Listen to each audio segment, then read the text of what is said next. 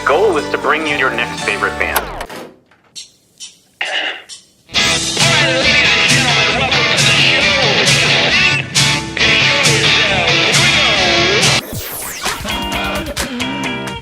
Sweet, that intro is my new favorite band. That's phenomenal. I'm so excited to be on. Yeah. I heard a rumor that you might be able to play that song live today. You heard correctly. Yes. Excellent. So, good enough for rock. I don't know when I rock out here on your next favorite band and show. and listen, it's going to be everybody's favorite band. Phil, you weren't supposed to make me get all... God almighty, But this Phil. is why we do it. Like, seriously. I gotta gather myself. All right, go ahead. Okay. Welcome to your next favorite band. That's both the show title and our promise to you.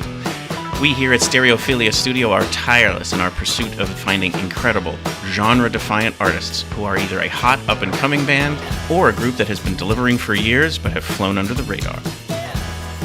Tonight, we'll learn about the French-Cajun roots, blending rock and roll, heartland grit, and cinematic storytelling with one foot in the swamp and the other charging ahead. Each month, John we will Hollier bring and the you Rêverie. live streams, audio podcasts, and perhaps even a live concert where you can listen to the stories and hear the music of artists personally curated by us based on what we feel will be worthy of your time.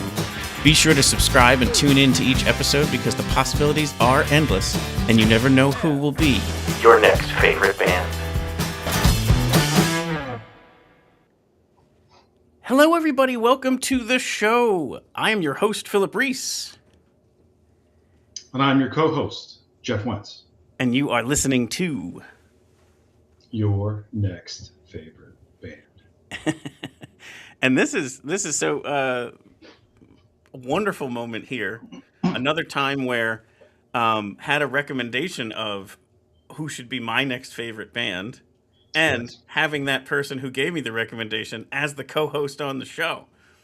So previously there was Smokey Brights, who was introduced to me by Kate Hughes. And now we have John Hollier and the Rêverie, who was introduced to me by Jeff Wentz and your wife Shannon during Music Fest That's right. last year, of all things. I was finding new bands who weren't on the lineup in the after hour time frame.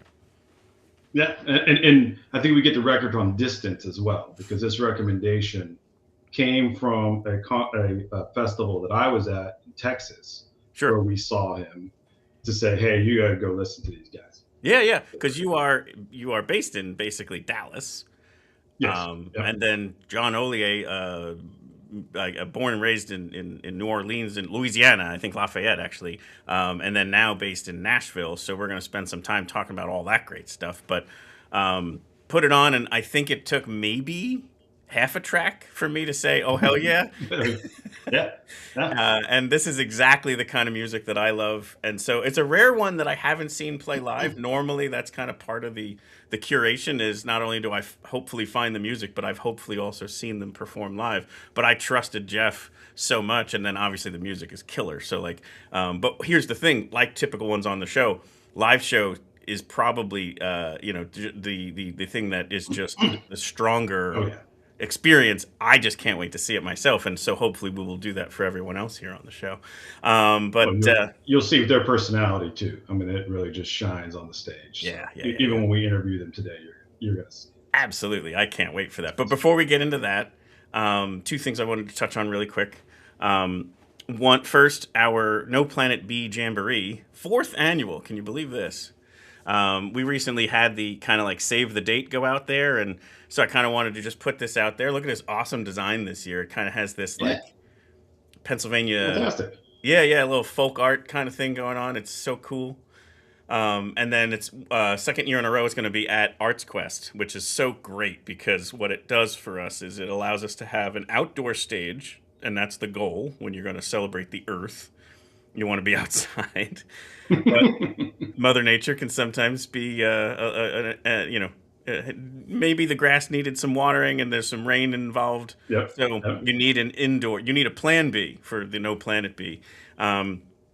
And so with Arts Quest, there's an indoor stage right basically on the other side of the glass of where the outdoor stage is. So time, date, location, all preserved. You can put this one, you don't even have to pencil it in. You can put it in pen, marker, Sharpie, whatever you got. Saturday, April 25th. It's in the afternoon. It starts at 2. It is a free event, so no reason not to come down. And then, like we said, it's at the Arts Quest Town Square. So that's lineup to be coming announced soon, and you're going to love it. So you're going to want to be down there for that. And it also involves some, green organizations, some tabling organizations that are going to, be there to kind of talk to people about whatever products or services they provide. So, and the mayor's going to speak. The mayor's going to talk about what is Bethlehem doing to be a little bit more of a, climate conscious environment and community. So that's going to be pretty cool.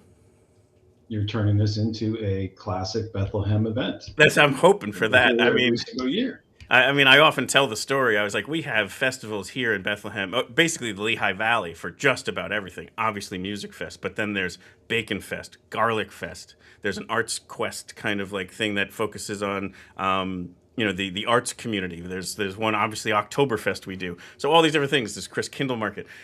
But there was nothing for Earth Day. And I was just like, why aren't we doing something for that? I mean, it's not like a small deal. It's kind of a big deal. So I was just like constantly bringing that up to people, asking the question why. And then ultimately I was like, well, heck, I have a show now. I'm just going to do it myself. Well, nothing on the Bacon Festival, but you should pick at least one of those. And on the bottom of your T-shirt, you should say, we are bigger than whatever festival you want to attack. Which I'm not. That Bacon Festival and the Garlic Festival are huge. Like, you would not believe. I know that. Yeah. But anyway, I'll endeavor to hopefully one day achieve that status. And then the other thing, I just thought this was funny because it's NCAA March Madness time, and there are these I often bring up on the show like just quirky. Sometimes as much as a pet peeve, this is more of just a weird observation I've had. You know how and it's often a sports reference, but I've also heard it from musicians where they're like, he's playing with his hair on fire. And I'm like, it's such a weird one to think about. Like, why in first phase of like, would you think that having your hair on fire would somehow improve your performance? And you think it'd be a little short-lived. And secondly, why wouldn't you put me out? Like, if my hair is in fact on fire, let's stop the game and then let's put the fire out and then we can return to the game. But I mean, I just don't find that phrase to be really funny because it's like, if hair was in fact on fire, I don't think. Well, now you just informed all of our guests that you're not very sportsman. Right. What we learned here. Yeah. And that is an accurate statement. I'm going to stick to music, but I have heard somebody like playing. Oh, he's playing guitar like his hair's on fire. And John, I might be one of those people who you could reference that to. And we've got a bunch of tracks here to kind of share with you. One in particular I'm going to share a little bit later that I can't get enough of. But I wanted to play more of this brand new music that just came out last Friday. So definitely go check out all this new music and the earlier catalog. But we're going to kick things off here with Somewhere Down the Road by John Hollier and the Rêverie.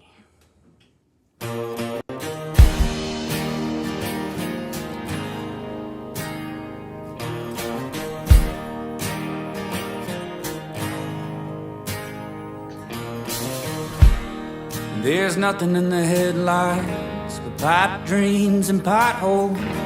Nowhere towns that have lost hope. And I'm holding on for dear life, just calling you at midnight. But this don't feel like rock and roll. I didn't mean to wake you up. Tell me what you're dreaming about. Give me all the good news first. Tell me, do I make you proud? Tell me it'll be okay. Tell me it ain't all fool's gold. We'll look back and laugh someday, baby, somewhere down the road.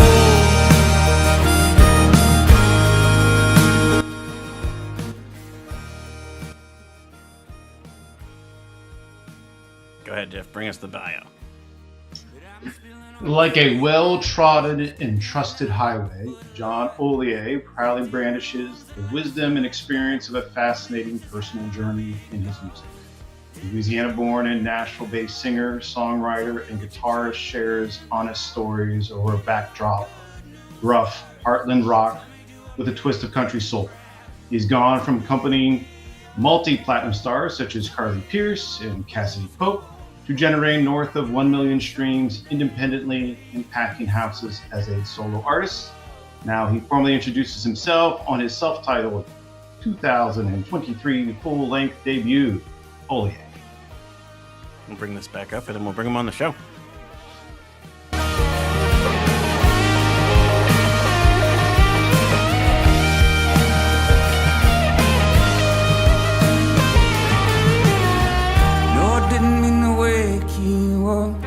Tell me what you're dreaming about. Get me on a good news first. Tell me, do I make you proud? Welcome to the show, John Hollier and the Rêverie. Hi, thanks for having us, guys. Absolutely, thank you. And from the Rêverie, Teddy Jones and Zachary Scott Klein, Esquire. How you guys doing? Got the legal team. That's all right. Exactly. Real good, real good. Yeah, travel without him. John Hollier, head of operations. I didn't know what to put for title, so it's really funny. Yeah, it's for everyone else's. Yeah, that's basically as you kind of like log in, it asks you for your name and then your title for some reason. I guess not everyone's using this for a music podcast, but it's kind of funny to see how people are playing around with it. That's a relatively new upgrade for this Restream software, and it's not disappointed thus far. So thank you for playing along with that. But yeah, tell us about. So congrats on the release of the recent album. It's the second one, right? yeah. So I'm calling this our first band album. Got it. And I put it before Teddy Jones and Zachary Klein. I put an album out myself in 2023. So that was titled Hollier, and that was kind of the introduction to me doing original music outside of putting out a few self-produced singles. Right. And so after that release came, literally on release night, the first time I played with Teddy Jones was on the release party of that album. Very cool. And Zach and I had been playing together for a couple of years at that point. So I consider the start of this whole thing on release night. Of that first album. No, that's very cool, and obviously that's an interesting, like, tricky navigation point for a lot of artists who are singer-songwriter type who's looking for the rest of their band, and sometimes you find them, as you're performing, or you meet people through mutual connections and networking, and then sometimes it just falls into place. Session musicians during recordings or whatever, or any combination of there, but you can know that the magic is hitting when it does, and I got to think that feels really good right now. It does. It feels very serendipitous on a very dangerous, long, grinding road. There's occasionally a couple of serendipitous moments, and that was one of them. For sure. Yeah, and I should take one moment. So hopefully I'm pronouncing it right, Hollier. Yeah, you're one of the few. You got it. But I do want to make sure we do maybe say it phonetically, so people, in case they're going to type it in, it has an H and an R, the H in the beginning and an R at the end. If you were going to say it phonetically in English, it's Hollier. Yep. But it's Hollier because of your French roots, right? Yeah. The Holliers have been in continental United States before America was a country, man. So that's cool. I claimed that pronunciation. We claimed it. And we got the main way that Olio was, some guy wrote it down. We played St. Patty's Day this past weekend, and the guy introduces, who was like, "Give it up for Olio and the Rêverie." It sounds like a circus act or something. Yeah, seriously, or something you can get in the grocery store. Absolutely, in the natural food selection, Yes, exactly. Well, I can't deny that I wrote it down probably 4 or 5 times, underlying different letters, just so we would get the pronunciation right. I appreciate that attention to detail. Thank you. Yeah. Where I definitely grabbed it from, and so one of the places I often go is to the Spotify bio, And a lot of times there's a description in there of where the band's been and what they're doing and all this other stuff, but yours just literally says O-Lee-Yay.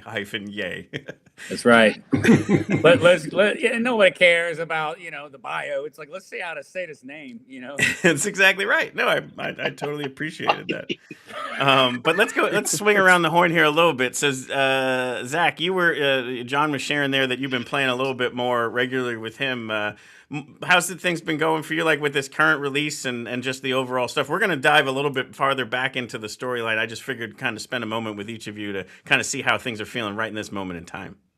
Oh, they feel great. I mean, we've been working so hard on this record, and I feel like it's taken us all throughout the country. And so to kind of see this thing come to life, it's our baby. It's our first record as a band. Yep. And we're super proud. So we're ecstatic about it. Very cool. Yeah, and anything in particular, like any track or moment in this process that stood out for you that you would want to share with people? Yeah, for sure. I really loved If She's Lonely a lot, and I'm going to go on to name about 4 songs. There's a few. Hollow Heart I love. There's a few that were just, Crashing is another one that had like that lightning in a bottle moment when you were tracking. And it doesn't, all of us have recorded a bunch, and that moment doesn't necessarily happen all the time. You kind of have to piece together, and sometimes you still make great song, but the lightning in the bottle moment in recording, we were lucky enough to have a lot of those. And we were at a lot of different studios too. So for us to be able to have these moments, not only was it really telling for us as a band, but it also helped us like believe in these songs in a studio setting way, way more. Not that we, didn't, it's just all that we had is the live understanding of these songs. Absolutely.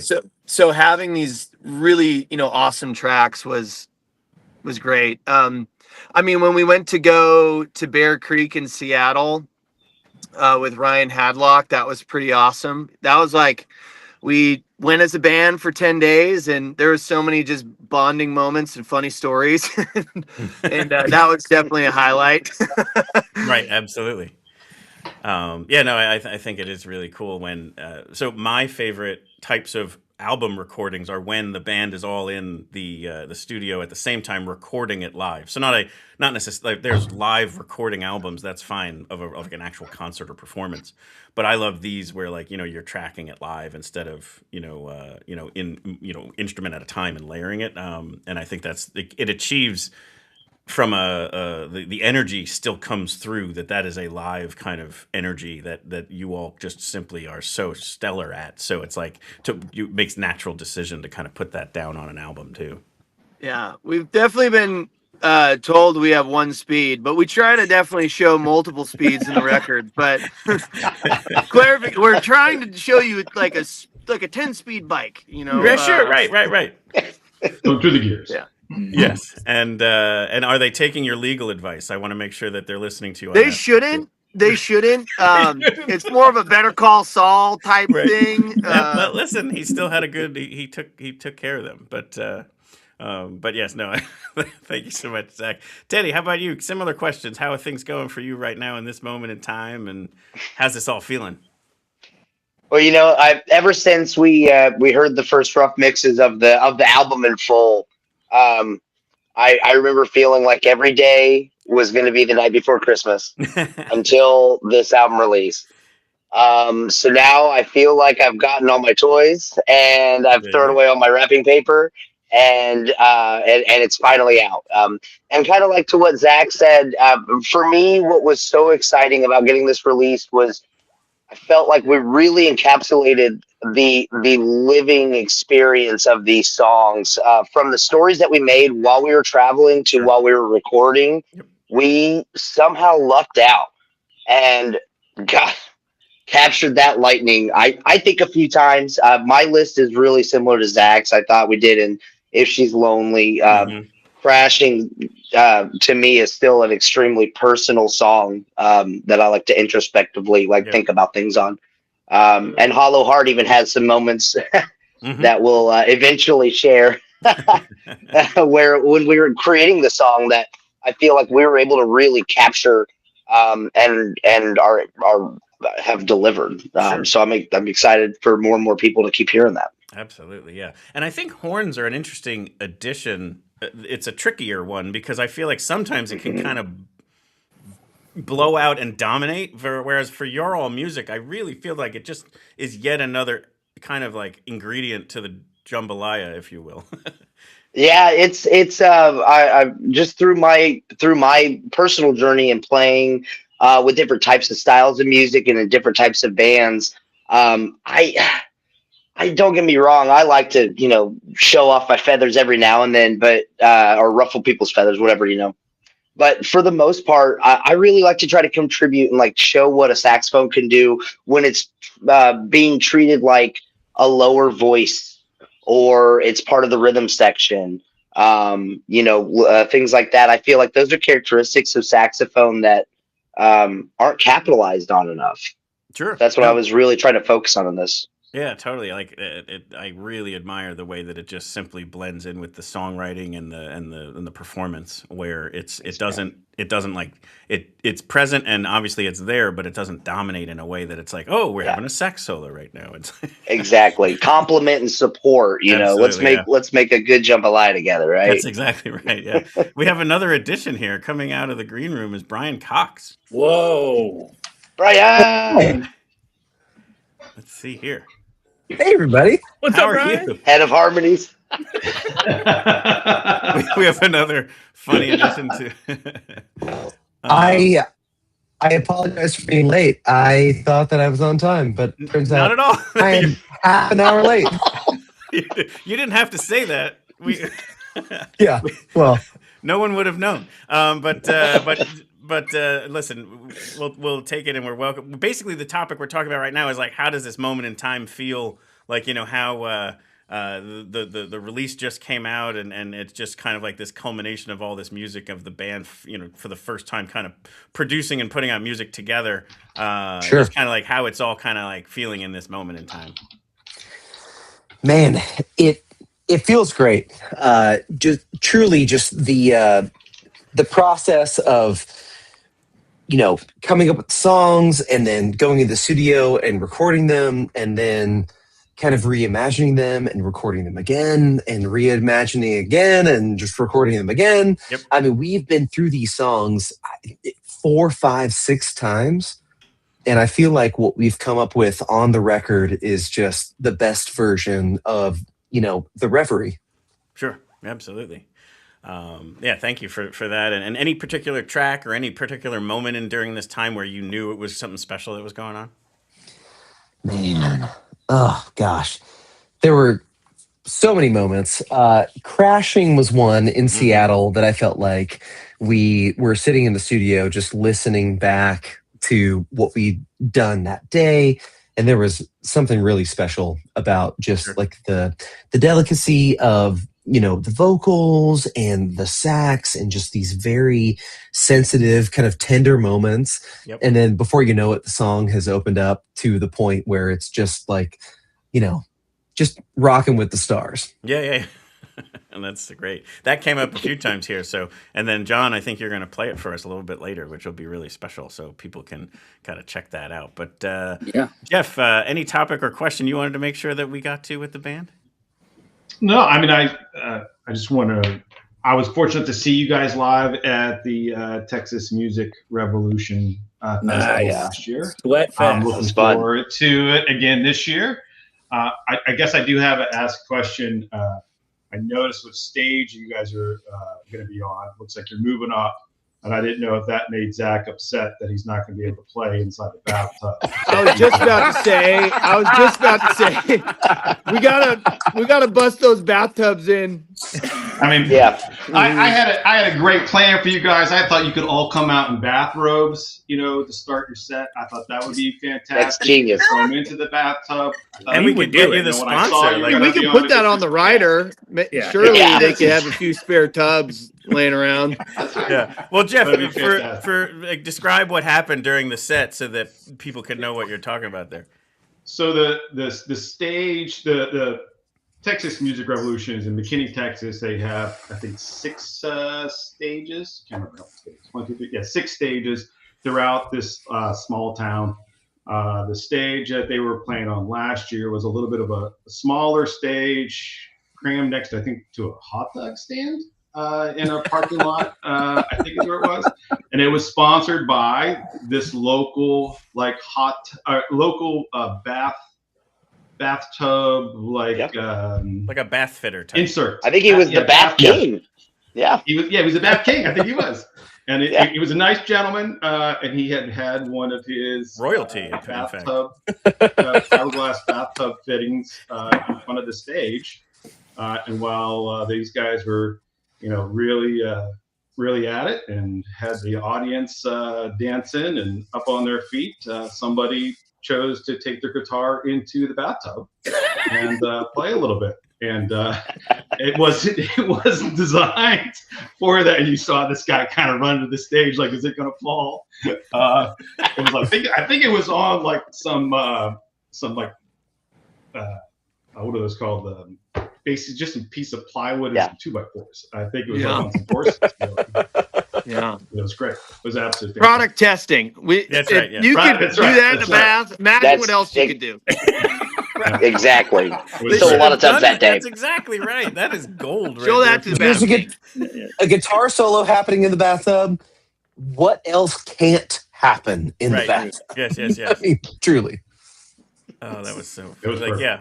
Basically, Jeff was sharing that entire story with me on our breezeway here, where we were just gathered, drinking some beers, talking about music. We put your music on, and then he told me that story, and I was just like, "This sounds like my kind of band." So, and now here we are.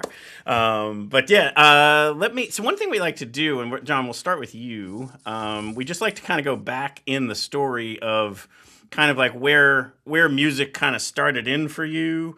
As far as like kind of grabbing a hold, because if I understand it right, there were some members of your family that were in the music industry, or at least performers, but they didn't necessarily teach you. They kind of said, you have to go learn it on your own, and when you're ready, then I'll kind of pull you in. Yeah, that seems to be, how all my mentors teach me is, hey, I need you to learn all the lessons yourself, but when you're ready, I'll sharpen your sword. I feel like, in Louisiana, there's so much live music, and not how I would describe Nashville, like pretty much the antithesis. Because people like to dance, and it's really weird to play music where people don't respond to or dance. So my uncle was in a very successful, several successful Cajun bands. And so I got to kind of marvel over that. Like at one point they had a tour bus, they had the Bud Light sponsorship, they had anything you'd see a big, not a commercial country band, but some successful regional acts. So I got to marvel at a young age over what things could be. And but I got to give him props. Like he would help in any way he could, but he definitely needed me and my big brother to go learn ourselves. He wasn't going to hand us anything. And that became the case when I moved to Nashville as well. A lot of the guys that, I was cutting my teeth with, we're definitely, wanting to watch me do, learn. Yeah. And then if I have it right here, well, do I have it right first? Crawfish Farm in Lafayette, Louisiana. Did I have that? Yeah, Central Louisiana. There's two 25-acre crawfish ponds. Yep. Yeah. That's where I grew up. Most of my winter break and summers were spent working with my brothers and my dad and 2 other farmers on the crawfish lakes. And spent a lot of time, too much time out there. Very cool. And then if I understand it right, so you pick up a guitar. I don't exactly have the age right, but you wanted to write your own music pretty much from the moment you picked up the instrument. Yeah, that was, and a little bit of that was not having, besides church and a couple of kind of dive bars, there wasn't anything to really play. There wasn't anywhere to play. So we just had to kind of create, me and my brothers and friends just had to kind of create, right? Outside of learning music off the internet, it's like, teach yourself a couple chords and just get started. So it wasn't anything good, but I'd say from a very, beginner, status, I was writing songs or trying to, Right, and then you would play them for your little brother, and he'd be very honest with you. Oh man, yeah. Well, that was the kind of cool thing, and I'm thankful for that now. Is that I didn't really grow up having to hide like my songwriting. Sure. Like I felt a very fraternal experience. I'd run and show my little brother, "Hey, check this out. It's a chorus. It's a verse. I don't know what this is." Like, and that maybe was a bigger confidence boost than I knew at the time. Yeah. Because I felt confident sharing things, even though they were terrible. And, at a beginning stage, I had learned that it was okay to share. And I think that let me take more chance. Sure. Yeah. And then tell me about this, the metal band in high school called the White Hand of Saruman. Oh man, you got all the Wikipedia stats, man. That's how we would meet women, was our White Hand of Saruman shows. No, we were to tell you how bad the music was. We made up our own tuning. Nice. And that was where we started. That was the palette that we would paint on. The canvas. And because then you can say to people, you just don't understand. This is our tune. Yeah, Dad, what's wrong, Dad? You don't like my art? Like, it's like... Sounds like you really don't know Tolkien. That's what I was going to say, like a big Tolkien fan, yeah. He made up his own language. I'm like, well, I can't make my own tuning. There you go. It's perfect. Our group chat is Riders of Rohan, so... Yep. Sure is. The cat's out the bag, man. That's amazing. Yeah, that was our metal band, me and my brothers and friends. And the biggest we achieved outside of a couple of frat parties was a $50 Outback Steakhouse gift card. So, it taught me at an early age you could make money doing this. Like. Yeah, for sure. And also how expensive the bloomin' onion is. Yeah. That thing ate up $32 for that thing. Yeah. It's like, guys, we have enough to get maybe 1.5 of these bloomins, Listen, that's not a bad thing for a high school kid. Did a bloomin' with the band. Yeah. The fellas. You hit a level of We're success Bloomin' and Band. you realize how expensive the bloomin' onions are. You got to cut back. Yeah. So now you end up going to college, ultimately to Belmont, which brings you to Nashville. Yep. Was that just simply that jump from Louisiana to Nashville? How did that feel? Was that right, or was that scary, or how did that go for you?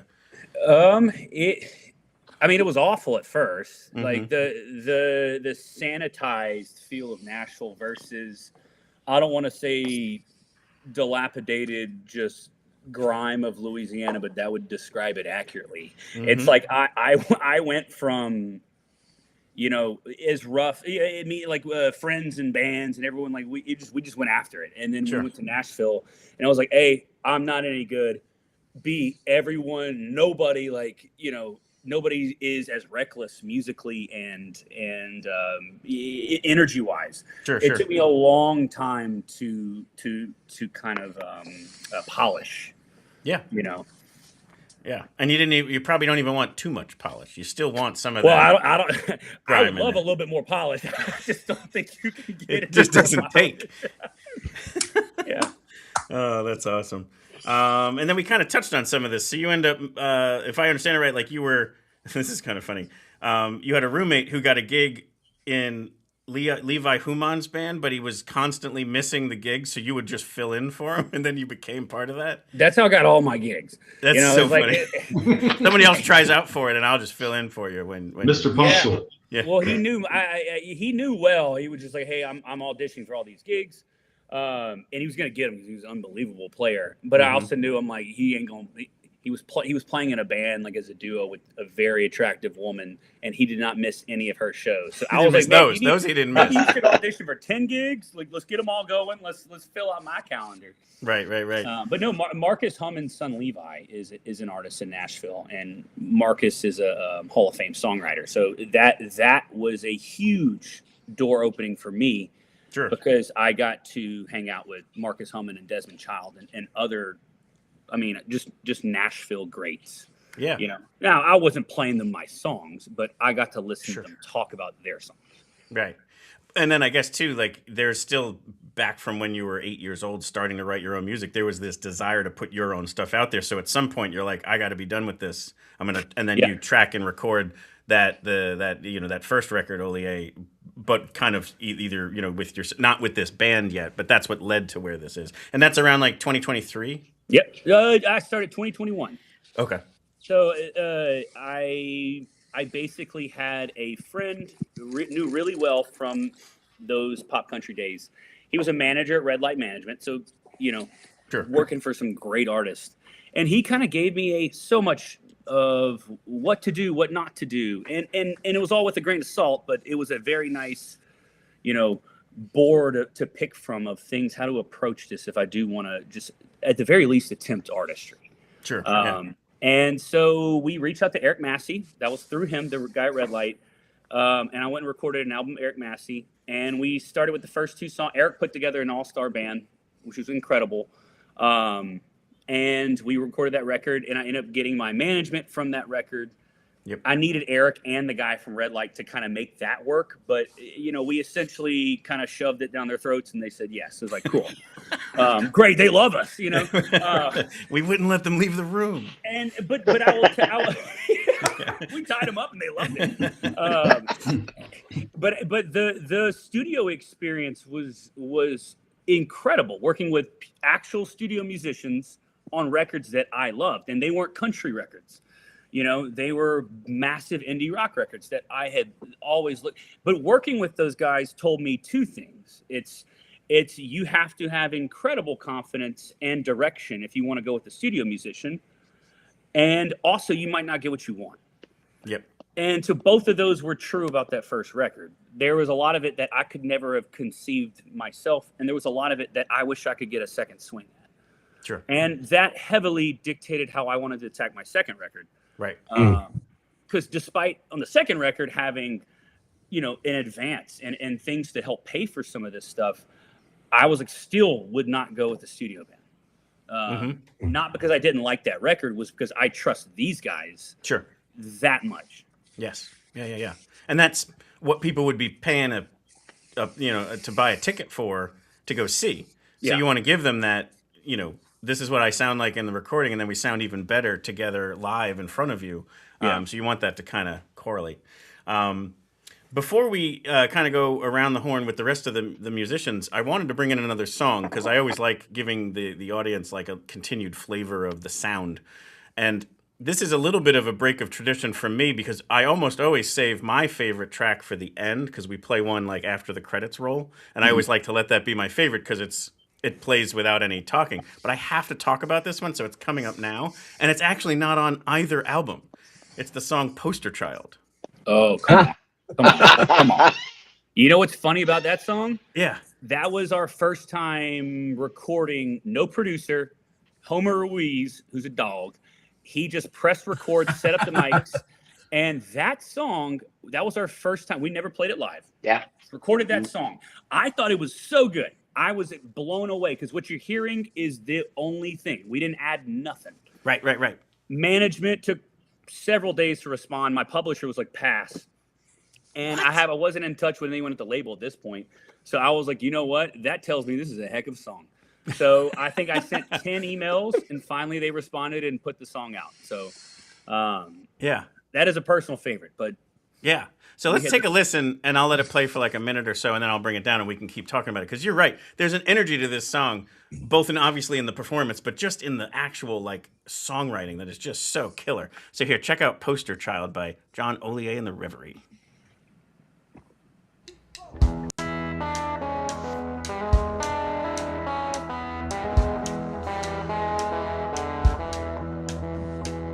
Any way you want it, any way you need it. Come on, baby, take it. Any way you please when I strike a match. And I get it on the first try. It's time to give free New York, it's a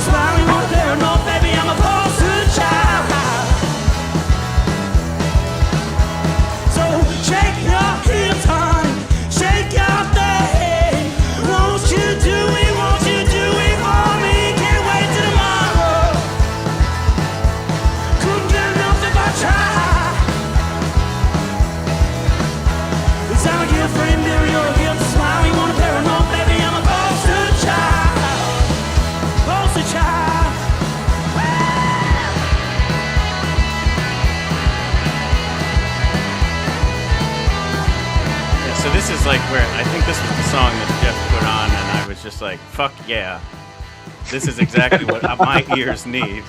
And I was just like, why would somebody not? I mean, how do you not love this music? Like, to me, it's like, this is so absolutely balls to the wall awesome. And I love when a performer just has such urgency to perform, where it's just like, we might all die if I don't get this song out right now. And I just would just take my money, buy me, like, I need to go to these shows. Like, this is exactly what I think everyone should want in a live performance. This may have been the bathtub song, now that I think about it. Yeah, actually it was. Exactly. Yeah. I think it was. Yeah, I would have thought so, because this does seem like it would have that ridiculous type, solo performance in the middle of it. I'm trying to find the right layout. We're just going to go with this one.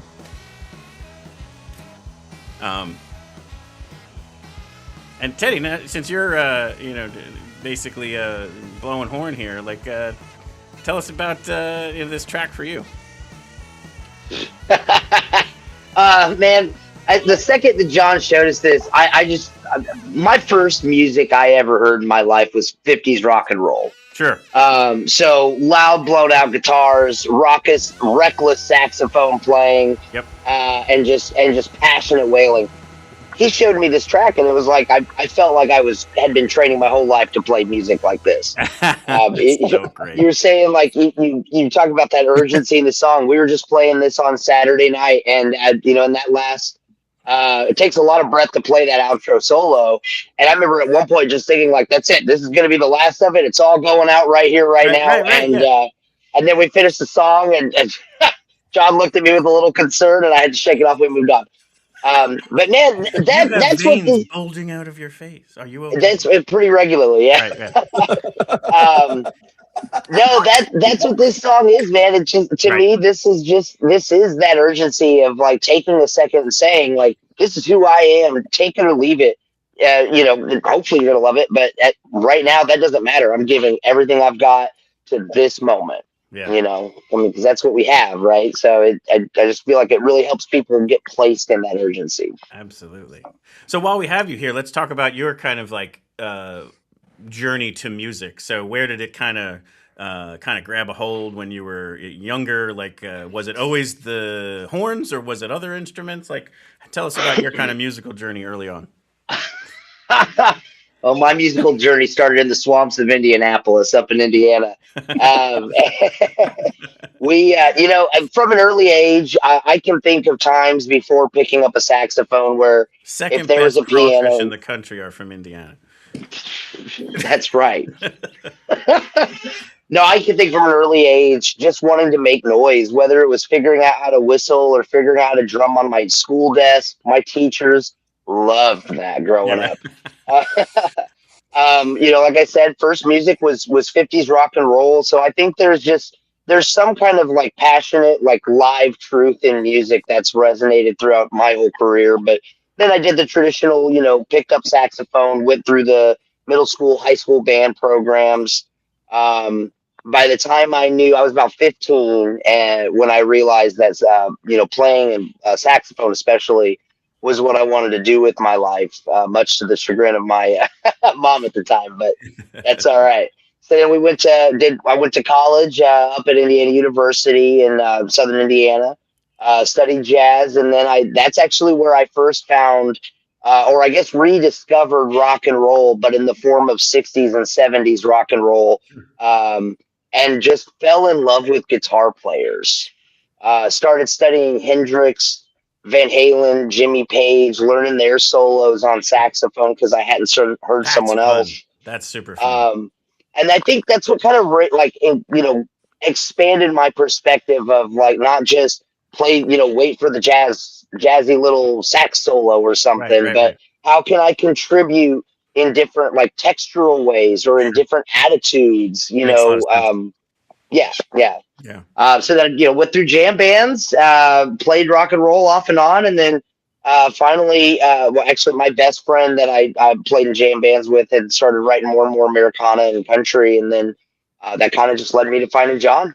And then once we started playing together, it's like, oh, we both like being loud and expressing the urgency of right now. So absolutely, yeah, it was kismet. That was very, very cool. All right, let's since we were talking about guitars, let's bring Zach in. Let's learn about your early journey in music.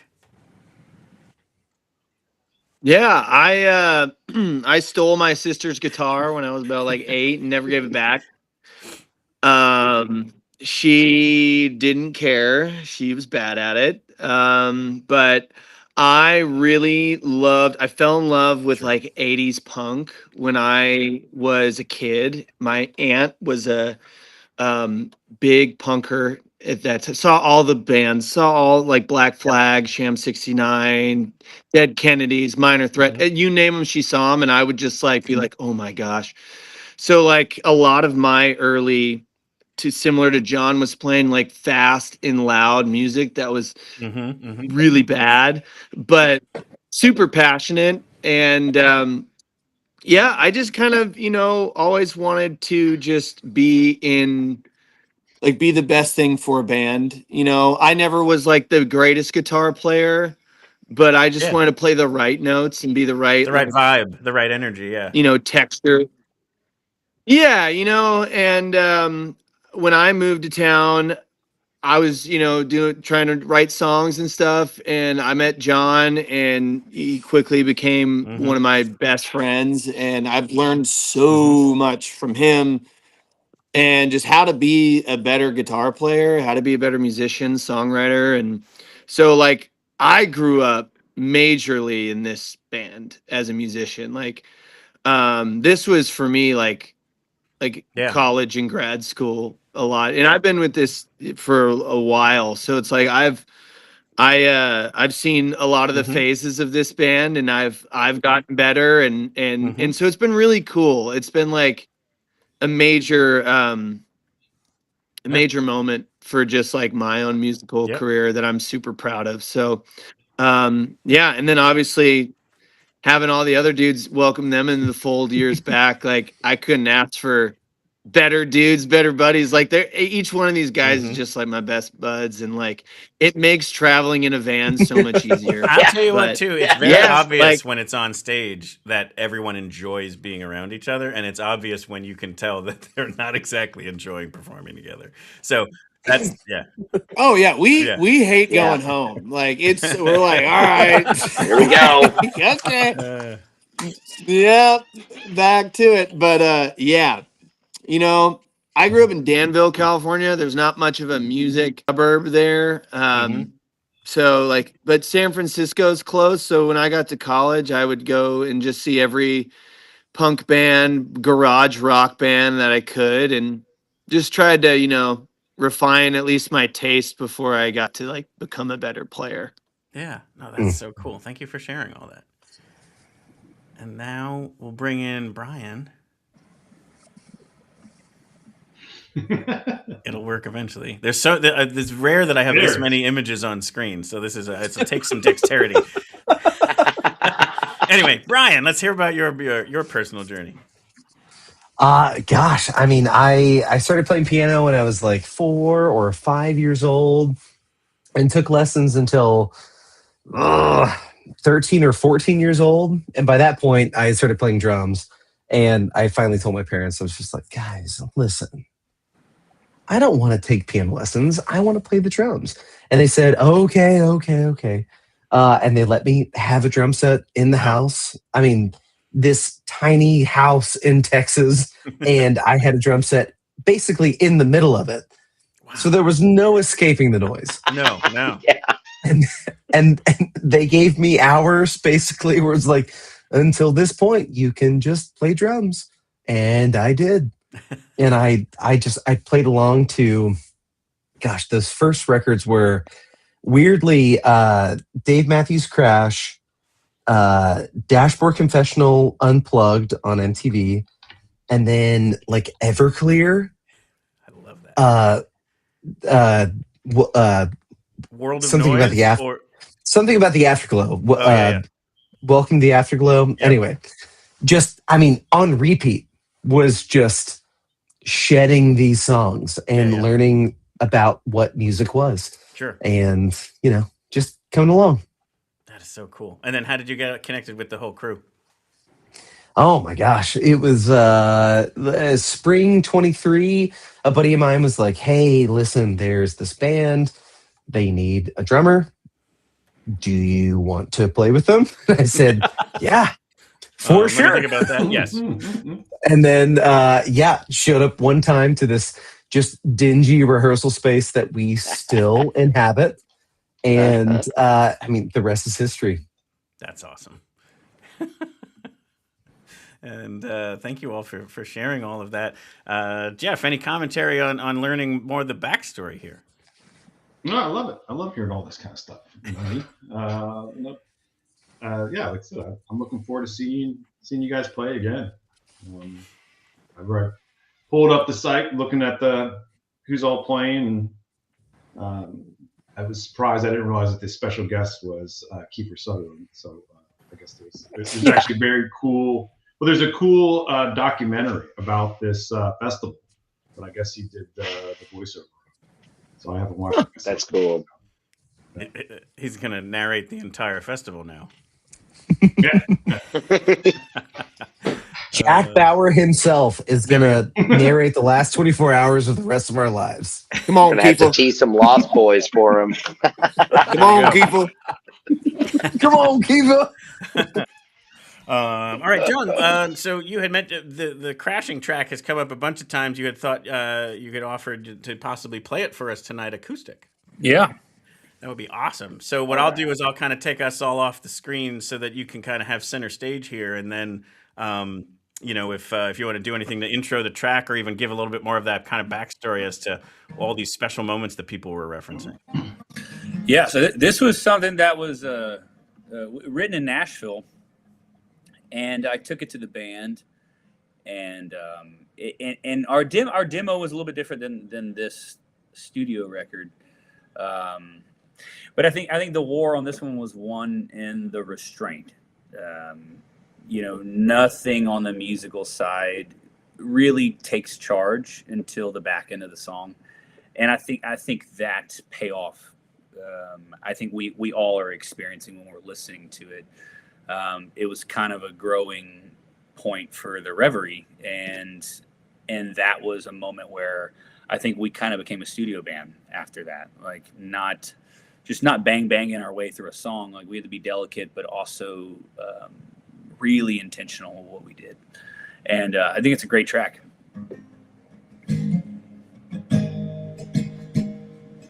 This sad song, don't care whose heart it breaks, so I play them anyway and just hum along. These shadows on the wall dance around the bed, flicker like the old flame that's still burning strong. So darling, wish you leave and would let me go, but it leaves me dry. The memories just set in stone. But it's a hell of a drug, hooked on yesterday, drunk on the bitter taste, waking up and it's all gone. So darling, wish I didn't have to do this no more, but your love's got me calling and crashing like a drunk on the bedroom floor. The bedroom floor. Oh, your love's got me.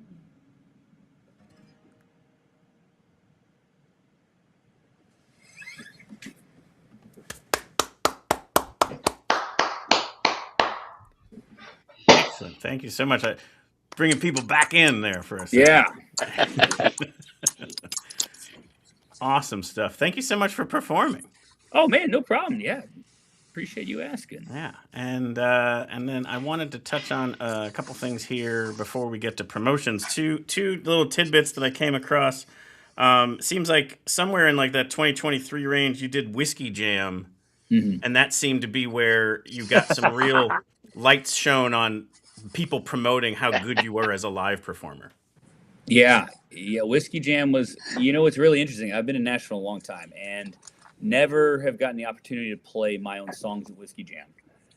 I've played probably 6 or 7 Whiskey Jams with other people, but it came time to release the album, and I had kind of at my wit's end. And Zach, I was playing with Zach at this point for probably over a year now, a year and a half.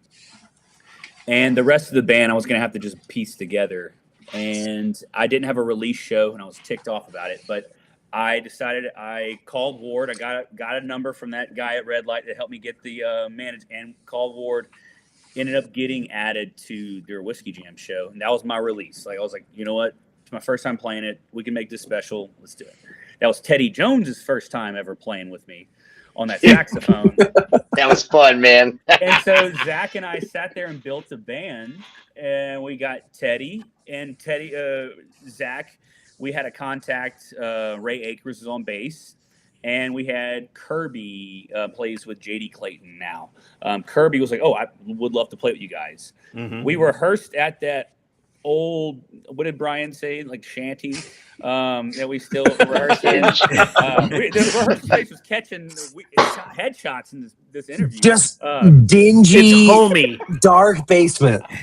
It's really homey. It did take some shrapnel, I got to be honest. We go into our rehearsal space. We bring in Teddy Jones. We rehearse the songs. We get in the van, drive to Whiskey Jam. I mean, I hadn't even known Teddy Jones. We had never played together at this point. So we drive there. We walk in. We didn't have, maybe we listened to 1 or 2 songs before someone else played. Then we walked them set up and just played. And I was kind of just upset at this point over the release and how it was going. And I think it blended with some of the guys because we had been drinking for hours at this point. And we laid down a bruiser of a set. It was, I had no idea. We crushed.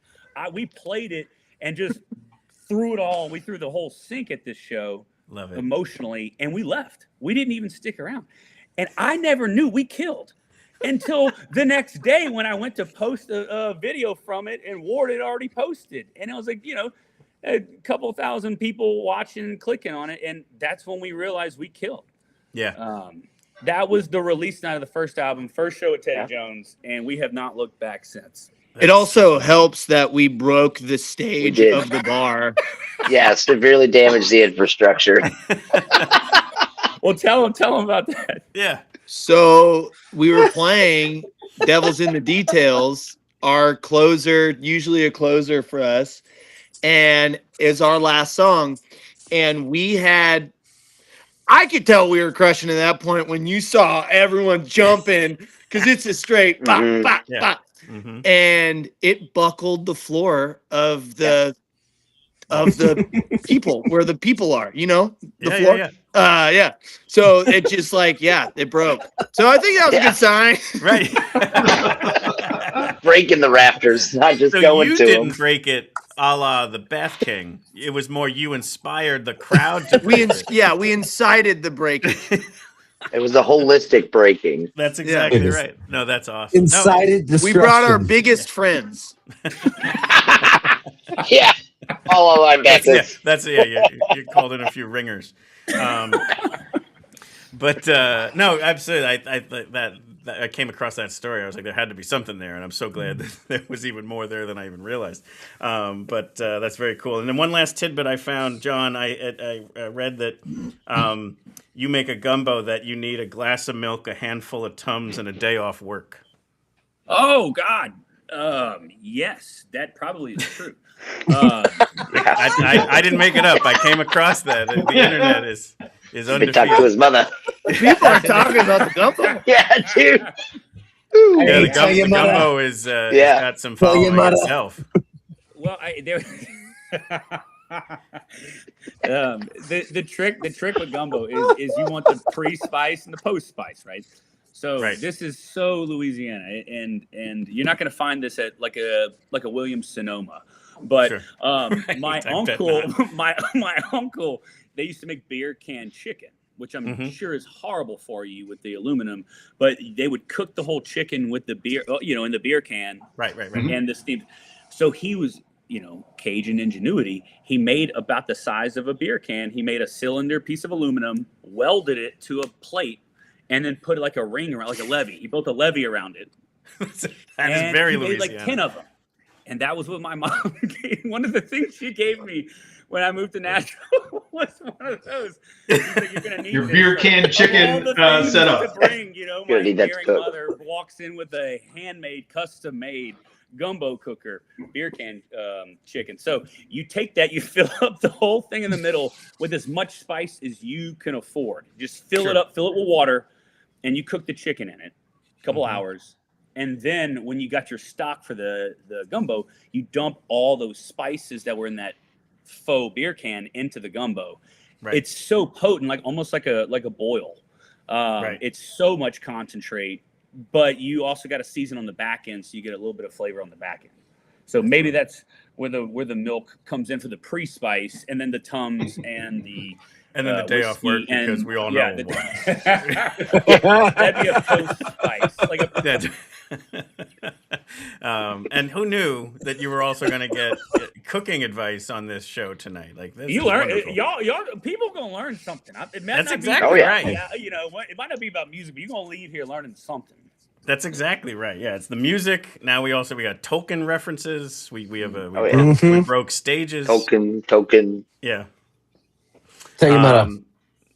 Yeah, but so what can we promote? So we've got the music that just came out. The album's called Rainmaker. Mm-hmm. And obviously we shared a few tracks off of it tonight. There's tons of other great ones in there. There's the earlier catalog, and we're going to talk about a song from there for the close here in a second. But what else can we help promote? I'm going to bring up the website so that we can kind of sling some merch. Yeah, come on, sling some merch. Slang it. So we are currently waiting to announce our summer tour dates, as well as the new T-shirt. Okay, yeah, because I noticed that the part that talks about what shows are coming up only has the one show that Jeff was talking about. Yeah, there's about 12 to 15 shows that I'm not sure. I'm not sure why we haven't announced it yet, but that should be coming. But they can follow you on social media. They can kind of come to your website. They'll be able to track things here for what starts to get announced. Yeah. Not that you can break any secrets, but is there anything in the Northeast up this way? Philadelphia, New York, anything like that? No, we have not confirmed any.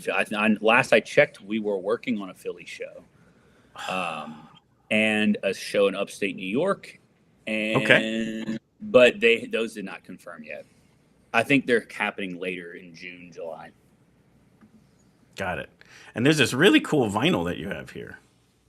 Man, yeah, that we are so proud of that. Look at that dope thing. Fantastic.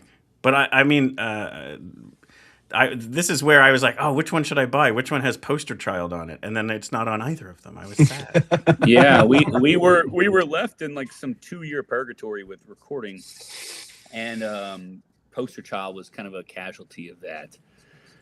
I just have to come see it live then. You'll have to just see it live. Well, yeah, I mean, you saw we're showing you how the sausage is made in that video, because that video was That's true. that we used. We did not use a click, so we couldn't go back and fix anything. I think those solos were still improvised at that point. Sure.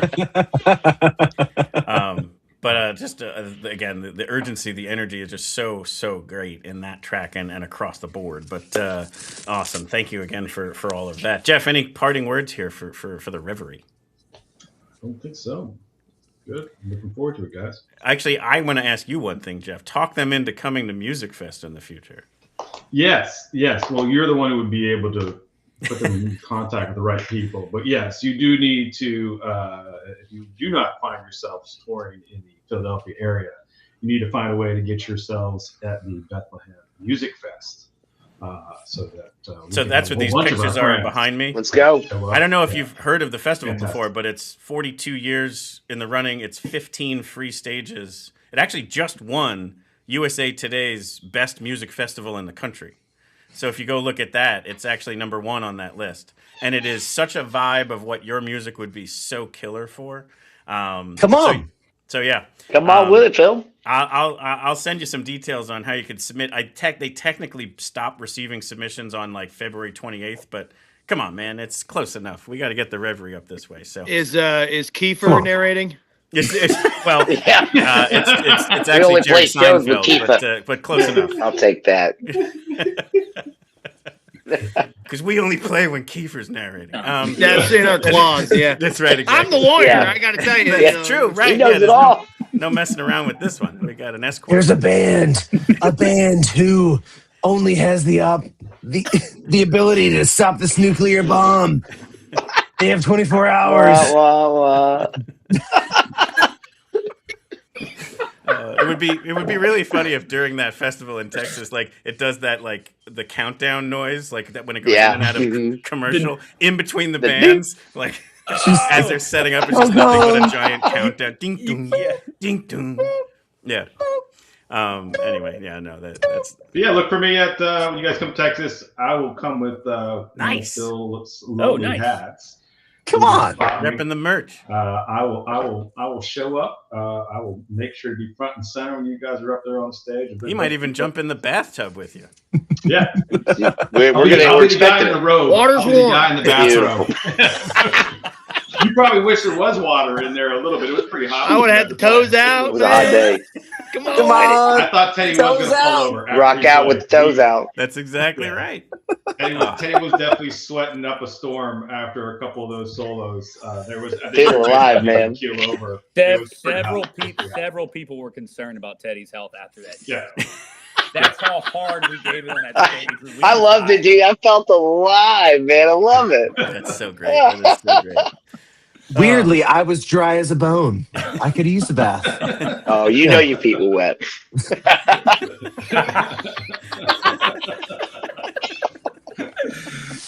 Well, this was such a joy. Thank you so much for coming on tonight. John, if you don't mind, just give one quick little intro to Jeff Buckley's Ghost. We're going to play that after the credits. Because I think it's... let me see if we can gather ourselves. I think that song, you describe that song in different ways as being like your ode to like, you know, he was like the patron saint of songwriters. And this is kind of a tribute to I it. believe that. I truly believe that. So we were on a road trip. This would have been 2021 or 2019. And we were going from Oklahoma City to New York City because that's how the music industry is. And they're like, that'd be great. You guys are on tour. And you're like, oh, where's the first show? It's Oklahoma City. You're like, oh, that's incredible. Where's the next one? It's going to be in New York City. So we had to drive that. And I remember at the time, one of the guys I was playing with was obsessed with Jeff Buckley. And we listened to Grace on repeat. Sure. And it absolutely just kind of bled the story. I think by the time we got home from that whole trip, Jeff Buckley's Ghost was written. And it's kind of been a little bit of an ode. You know, I think people need to remember, especially in the days of social media where it's constantly your highlight reel. It's like it is an absolute grind out there. And there's so much beauty and romance in it. And I wouldn't trade it for anything. But that's what that song is about. It's like if anyone can understand what it's like to have to return to reality after being on the highway with your guys, I think Jeff Buckley kind of, you know, he would understand. He's looking down on us, you know. So true. Well, I think everyone's going to love that track too, and it's a nice kind of like we'll play something a little bit older in the catalog here at the end for people to kind of check out. Well, John, Teddy, Brian, and the Honorable Zachary Scott Klein, Esquire. Thank you so much for coming on the show. This was such a lovely, awesome time. Thank you all for having us, guys. Yeah, thank you so much. Well, guys. Yeah, thank you, guys. Thank you. Jeff, how awesome was that? Sure, man. Fantastic. Great guys. What did we learn? We learned lots of great stuff there. That was like just such a a reverie of awesome. I'm using that word wrong, but it sounded good. But thank you for introducing me to this band and for sharing stories of seeing them perform live and coming on the show tonight to kind of help me with the journey. Glad to help out. Now you just got to book a flight to come down here for the Texas Revolution Festival. I would love it so much. That would be so cool. That's it, man. But yeah, I do hope they come up this way. And yeah, maybe we can talk to people about sneaking them into the music festival. I gotta think you could pull a couple strings, right? Well, it wouldn't be me. It would be them just making a really good decision on what to do to the lineup. I mean, if they're up this way in the August timeframe, or even if we just get them to come up here, I mean, their sound, their set would be just Music Fest gold. Yeah. Oh yeah. Well, I think there needs to be. All right, Phil, let's say goodbye to everybody.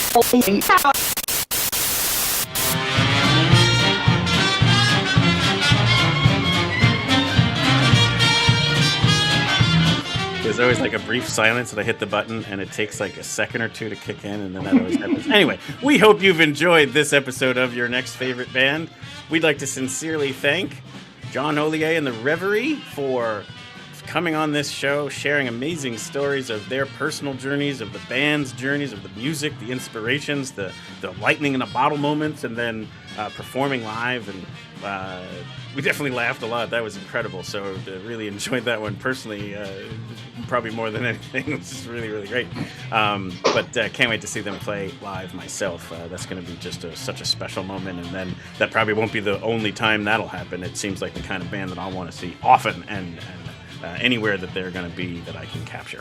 There'll be links in the show notes to the website, their different social media handles, their channels where you can capture some of their music, their videos. The YouTube's got some great stuff out there. They have a cover of a Flock of Seagulls song that's incredible. So there's lots of great stuff to check out there. Definitely give them a like and a follow, and we hope that we are going to bring you your next favorite band. That's always our goal here. And if you tuned in tonight because you already knew John Hollier and the Rêverie, thank you very much for tuning in.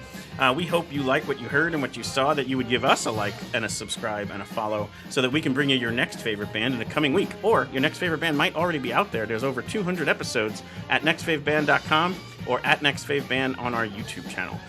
We hope to see you at a live show soon, and stick around for one more track. As you just heard the description of from John, here's the track called Jeff Buckley's Ghost by John Hollier and the Rêverie.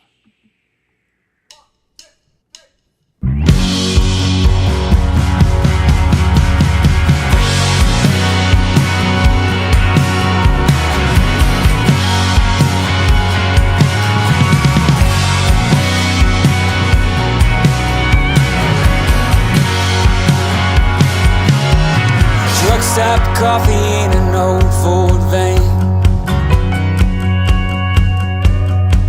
Held too much gear for a four-piece band.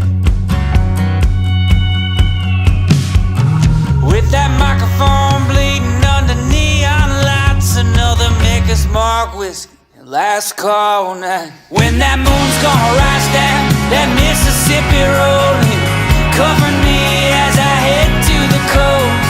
So if I die young, with both of my boots on, I'd be praying to the Father and the Son and Jeff Buckley's ghost.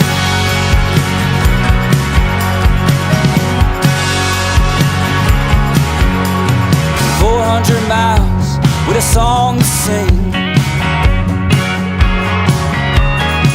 to that pretty girl shaking her tambourine. Oh, we hurl down the highway, wrecking our lives, but I just hope we get paid tonight. When that moon's gonna rise down, that Mississippi rolling, covering me as I head to the coast. So if I die young, with both